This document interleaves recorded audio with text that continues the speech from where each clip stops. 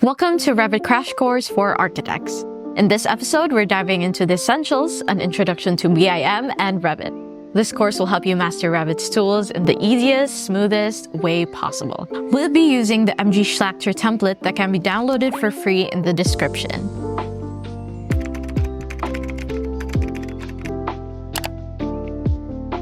By the end of this session, you'll know how to first navigate the Autodesk Revit workspace, second, work with custom MGS template, and third, use basic drawing and editing tools. Ready? Let's get started.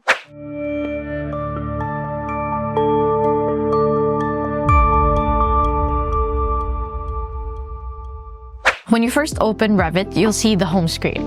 It's divided into three main sections: projects, families, and resources. The projects area displays thumbnails of your recent files. Make sure to never open a centralized project directly from here. We'll explain why in a bit. Families are the components that you build your models out of, and the MGS template comes preloaded with many of these, but we'll show you how to load, modify, and even create your own. The Resources tab is where you can access basic training from Autodesk for Revit. But a good chunk of the video is focused on the tools and techniques you'll need every day with the MGS template. If at any time you need help with how to accomplish something, you can always go to the Autodesk resources and watch their videos as well. Revit includes several templates. We have architectural, structural, mechanical, but we'll browse through the MGS template for this demo. And this template is set in the US Imperial file. Once loaded, you'll see the splash screen unique to this template. From here, you can enter project details like your name, owner, and address. For example, let's call this sample project 1 by MGS. And these details automatically populate across all sheets in the project. And the project browser is your navigation hub in Revit. It organizes everything from floor plans, views, sheets, and more. So for instance, let's open the first floor plan. See how the project details we entered are already filled in? It honestly saves so much time. Next, let's set up the model as a central file. A central file allows multiple team members to work on the project simultaneously and creates automatic backups.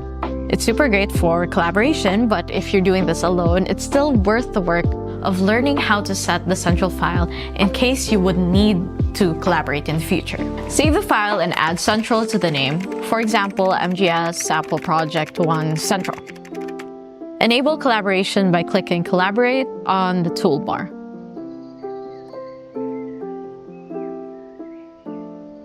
Choose your network for local office setups or explore BIM 360 for cloud-based collaboration. And once you're done, save again, and your central file is ready. Now each team member can open a local version to work on without interfering with others. Now let me teach you how worksets work. Worksets are activated when collaboration is enabled. These are like layers in other software, letting team members focus on specific parts of the project. You'll find predefined worksets in every Revit project, and we'll cover customizing them in a future episode. So to open your project, always create a new local file. This ensures your changes sync back to the central file. Never detach from the central unless you share a standalone copy with consultants. Now let's explore navigation.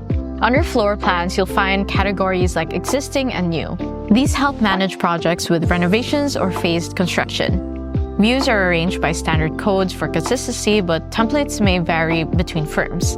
And that's a wrap for session 1. You've learned how to navigate the Revit workspace, set up a central file, and work within the MGS template. Next time, we'll dive into Revit's basic drawing tools and start modeling. And don't forget to like, subscribe, comment below with any questions you have, and see you in the next session. Bye!